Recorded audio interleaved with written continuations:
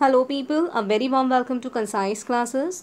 तो स्टूडेंट, आज आपका लेक्चर 17 है और आज के सेशन में हम आर्टिकल्स को डिस्कस करेंगे। बहुत इंपॉर्टेंट सेशन होने वाला है, तो वीडियो को विदाउट स्किप करें एंड तक देखना। एज आज के सेशन में हम बात करेंगे कि आर्टिकल्स कितने टाइप के होते हैं, कौन सा आर्टिकल हम नाउन के आगे यूज़ करते हैं, और अगर किसी नाउन के आगे एडजेक्टिव आ जाता है तब हम कौन सा आर्टिकल यूज़ करेंगे। जो भी बेसिक प्रिंसिपल्स हैं रिगार्डिंग आर्टिकल्स हमने आज इस सेशन में उन्हें डिस्कस करा है, तो वीडियो आपके लिए बहुत इंपॉर्टेंट हो जाती है। तो आइए स्टार्ट करते हैं। स्टूडेंट, आपके दो टाइप के आर्टिकल्स होते हैं। जी हाँ, बहुत बड़ा मिसकंसेप्शन काफ़ी स्टूडेंट्स का दूर हुआ होगा। वो सोचते हैं ए एंड द, तो आपके 3 टाइप के आर्टिकल्स हैं, लेकिन ऐसा नहीं है स्टूडेंट्स। आपके 2 टाइप के आर्टिकल्स होते हैं, डेफिनेट आर्टिकल और इनडेफिनेट आर्टिकल।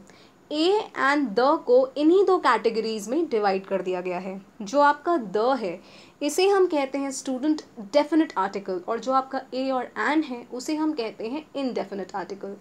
अब द को हम डेफिनेट आर्टिकल बोलते क्यों हैं? सी, पहली बात, आपका जो आर्टिकल होता है वो हमेशा नाउन के आगे आता है। अगर आप किसी नाउन के आगे, किसी पर्सन और थिंग के आगे द यूज़ करते हो तो वहाँ आप किसी स्पेसिफिक पर्सन और थिंग की बात कर रहे हो, किसी स्पेसिफिक पर्सन और थिंग को पॉइंट आउट कर रहे हो। जैसे ही सॉ द डॉक्टर, उसने डॉक्टर को देखा था। अब स्टूडेंट, इस सेंटेंस में जो डॉक्टर है वो स्पेसिफिक है, वो उस डॉक्टर को जानता होगा, ठीक है। तो यहाँ पर जो डॉक्टर है वो नोन है, जिसे आप जानते हो, जो स्पेसिफिक है। तो अगर आप किसी नाउन के आगे द यूज़ कर देते हो तो आप किसी स्पेसिफिक पर्सन, किसी पर्टिकुलर पर्सन की बात कर रहे हो, ठीक है। सेकेंड पॉइंट आपको दिमाग में रखना है स्टूडेंट, द आप किसी भी नाउन के आगे यूज़ कर सकते हो। कहने का मतलब है आपकी 2 तरह की नाउन होती हैं, काउंटेबल और अनकाउंटेबल। काउंटेबल भी आपकी 2 तरह की होती है, सिंगुलर काउंटेबल और प्लूरल काउंटेबल। तो द आप सिंगुलर नाउन के आगे भी यूज़ कर सकते हो, प्लूरल नाउन के आगे भी यूज़ कर सकते हो, और अनकाउंटेबल नाउन के आगे भी यूज़ कर सकते हो। अनकाउंटेबल नाउन का कोई प्लूरल नहीं होता है, ये मैं आपको नाउन के सेशन में पढ़ा चुकी हूँ। तो अगर आपको कोई भी दिक्कत है इस पॉइंट में तो आप उन सेशंस को जाकर वॉच करिए, ठीक है। जैसे the book singular countable noun है, the books plural, the milk uncountable. आप मिल्क को गिन नहीं सकते हो, आप मिल्क को मेजर करते हो। तो मिल्क आपका स्टूडेंट एक मटेरियल नाउन है, राइट, एक सब्सटेंस है। नेक्स्ट स्टूडेंट, हम बात करते हैं इनडेफिनेट की। सी, ए और एन अगर आप किसी भी नाउन के आगे यूज़ करते हो तो वहाँ वो आपको कोई भी स्पेसिफिसिटी नहीं दे रहा है। कहने का मतलब है कि वहाँ पर आपको जो इन्फॉर्मेशन मिल रही है वो डेफिनेट नहीं है, वो पर्टिकुलर व्यक्ति के बारे में नहीं है, पर्टिकुलर थिंग के बारे में नहीं है। जैसे अगर ऊपर वाले सेंटेंस को ही मैं बोल देती ही सॉ अ डॉक्टर, यानी कि उसने डॉक्टर को देखा था, कौन सा डॉक्टर नहीं पता, ठीक है, डॉक्टर को देखा था। हो सकता है वो वाइट कोट में था, दैट इज़ वाई उसे लगा वो डॉक्टर है, तो उसने डॉक्टर को देखा था, कौन सा नहीं पता। तो अगर आप किसी नाउन के आगे ए और एन यूज़ करते हो तो पहली बात, आप किसी भी डेफिनेट चीज़ की बात नहीं कर रहे हो। सेकेंडली, ये हमेशा सिंगुलर काउंटेबल नाउन के आगे यूज़ होता है। ये कभी भी अनकाउंटेबल के आगे यूज़ नहीं होगा, ये कभी भी प्लूरल काउंटेबल के आगे यूज़ नहीं होगा, ये हमेशा सिंगुलर काउंटेबल के आगे यूज़ होगा। जैसे a book, N orange, a girl. I hope आपको यहाँ तक समझ में आया होगा। नेक्स्ट हम बात करते हैं स्टूडेंट, अगर आपको किसी नाउन के आगे ए और एन यूज़ करना है तो कौन सा आप यूज़ करोगे। अब यहाँ पर भी मिसकंसेप्शन है। अब स्टूडेंट्स क्या करते हैं, जैसा कि आपको पता है इंग्लिश में 26 लेटर्स होते हैं।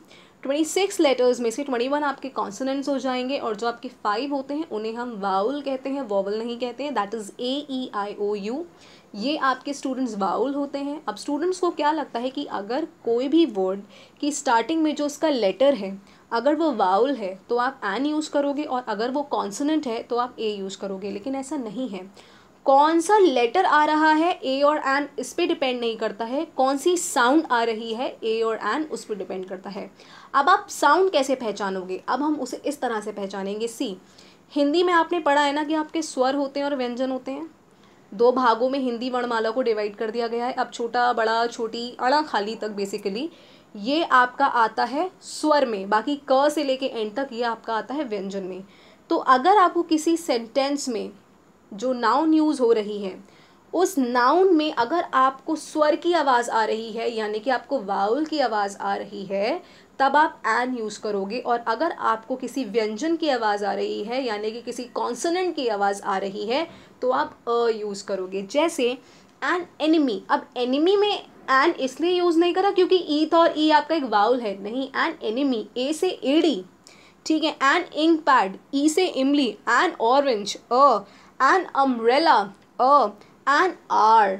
अब आप खुद सोचो, आर के आगे हम एन क्यों यूज़ करते हैं जबकि इसमें तो एच आता है। सी, पहली बात है इसका प्रोनाउंसिएशन, आप इसे आवर नहीं बोलते हो, हार नहीं बोलते हो, ओवर नहीं बोलते हो, इसको आप आर बोलते हो, एच इसमें साइलेंट रहता है। दूसरा, जब आप इसको प्रोनाउंस करते हो तो आपको जो साउंड आती है वो अ की आती है, एच की नहीं आ रही है, ह की नहीं आती है, ठीक है, अ की आती है, एक वाउल साउंड आ रही है, दैट इज़ वाई आप इसके आगे एन यूज़ करते हो, ठीक है।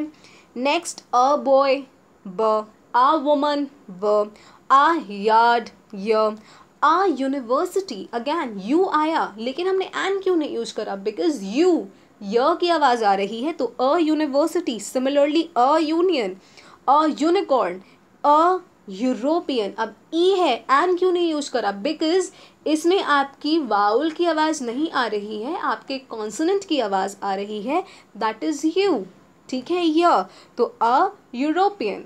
नेक्स्ट स्टूडेंट, हम बात करते हैं कि अगर आपका किसी नाउन के आगे एडजेक्टिव आ जाएगा तब आप कौन सा आर्टिकल यूज़ करोगे। जैसे यहाँ तक तो चलिए ठीक है, an engineer, an article, a man, an enemy, यहाँ तक तो ठीक है बिकॉज हमने साउंड्स पढ़ ली, साउंड्स के बेसिस पर हमने एन और ए लगा दिया। बट आप ये पॉइंट दिमाग में रख लीजिए, अगर आप किसी भी नाउन के आगे एडजेक्टिव यूज़ करते हो, पहली बात मैंने आपको बताया था कि एडजेक्टिव आपका दो तरह से यूज़ होता है, एट्रीब्यूटिवली और प्रेडिकेटिवली। अगर आप नाउन के आगे एडजेक्टिव यूज़ कर रहे हो तो वो आपका एट्रीब्यूटिवली यूज़ हुआ है, ठीक है। तो अगर आपका किसी नाउन के आगे एडजेक्टिव आ रहा है, ओके, तो आप एन या ए किस बेसिस पे यूज़ करोगे, जो एडजेक्टिव है उस एडजेक्टिव की जो साउंड है आप उस बेसिस पे फिर ए और एन यूज़ करते हो स्टूडेंट, ठीक है। ये बात बिल्कुल सत्य है कि हम ए और एन एक नाउन के आगे यूज़ करते हैं, कभी भी एडजेक्टिव के आगे नहीं यूज़ करते हैं। लेकिन अगर कोई भी एडजेक्टिव आ जाता है किसी भी नाउन के आगे, तब जो आपका ए और एन है वो with respect to student adjective आता है, जो आपके एडजेक्टिव में से साउंड आ रही है। जैसे अ टैलेंटेड इंजीनियर, अब यहाँ पे टैलेंटेड, ट एक व्यंजन है, राइट, इसमें वाउल की साउंड नहीं आ रही है, इसमें कॉन्सोनेंट की साउंड आ रही है, that is why a talented engineer. Next है अ यूजफुल आर्टिकल, अभी तो हमने ऊपर पढ़ा एन आर्टिकल, लेकिन अब यूजफुल, य की आवाज़ आ रही है, तो a useful article. An honest man, a man होता है लेकिन अब एन क्यों यूज़ करा, क्योंकि इससे पहले जो आपका एडजेक्टिव आ रहा है उसमें से आपकी वाउल की साउंड आ रही है, दैट इज़ ऑनेस्ट, अ की आवाज़ आ रही है, एन ऑनेस्ट मैन, ठीक है। अब विशियस एनिमी, अब एनिमी है स्टूडेंट, अब एनिमी में आपकी वाउल की साउंड आ रही थी तो हम एन यूज़ कर रहे थे, लेकिन अब हमने ए यूज़ करा बिकॉज यहाँ पर जो आपका एडजेक्टिव है दैट इज़ विशियस, विशियस का मतलब होता है क्रूअल, ठीक है, जिसमें बिल्कुल भी दया नहीं है। तो विशियस के आगे हमने ए यूज़ करा है, वाई, बिकॉज विशियस में से आपकी कॉन्सोनेंट साउंड की आवाज़ आ रही है, that is why a vicious enemy. So I hope student आपको आज का सेशन बिल्कुल अच्छी तरह से समझ में आया होगा। कल हम और डेप्थ में पढ़ेंगे, कल हम डेफिनेट आर्टिकल के बारे में पढ़ेंगे कि कब आपको कैसे डेफिनेट आर्टिकल को यूज़ करना है, फिर हम इनडेफिनेट की बात करेंगे, फिर हम आर्टिकल के ओमिशन की बात करेंगे कि कब आपको आर्टिकल नहीं यूज़ करना है। सो जो भी इंपॉर्टेंट चीज़ है स्टूडेंट, अब हम धीरे धीरे आर्टिकल्स में भी कवर अप करते चलेंगे। आपको वीडियोज़ रेगुलर बेसिस पर देखनी है, पूरी देखनी है। And one thing more students, what I have been noticing, काफ़ी समय से मैं देख रही हूँ कि आप लोग क्विज़ में क्वेश्चंस अटेम्प्ट करते हो, आंसर्स देते हो, बहुत सिली मिस्टेक्स कर रहे हो, क्योंकि मैं आपसे जनरली पूछ के मैं आपसे बेसिक क्वेश्चंस पूछ रही हूँ, एडवांस भी पूछती हूँ लेकिन बेसिक क्वेश्चंस भी पूछ रही हूँ, स्पॉट द एरर भी करा रही हूँ, बिकॉज जो आपका एग्जाम है स्टूडेंट, जो एक पैटर्न रहता है वो स्पॉट द एरर और जो आपकी बेसिक नॉलेज है उसके इर्द गिर्द घूमता है। That is why I said कि जो आपकी मैं प्रेपरेशन करा रही हूँ वो स्ट्रैटेजिकली करा रही हूँ। एंड आपको मेरे सेशंस वॉच करने के बाद जो आपकी तीनों सीरीज़ चल रही हैं, आपको किसी और सोर्स को जाने की ज़रूरत ही नहीं पड़ेगी।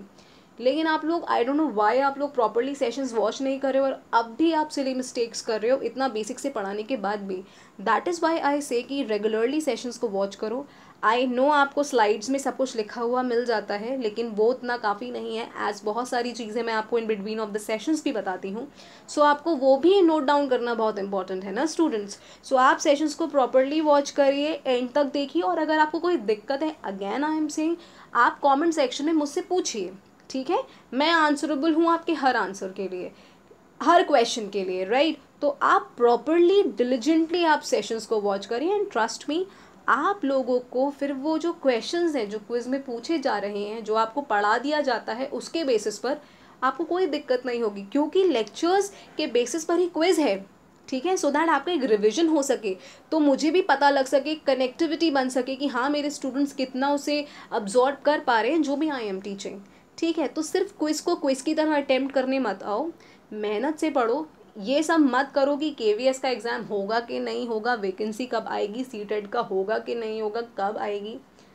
देखो एग्ज़ाम्स होने ही हैं, ठीक है, वैकेंसी आनी ही है, लेकिन पूछने से पहले खुद से वाली बात पूछ लो कि अगर कल वैकेंसी आ जाती तो क्या तुम्हारी प्रिपरेशन है। पहले बस इतनी बात खुद से पूछ लेना, क्या मेरी प्रिपरेशन है अगर कल वैकेंसी निकल आती है।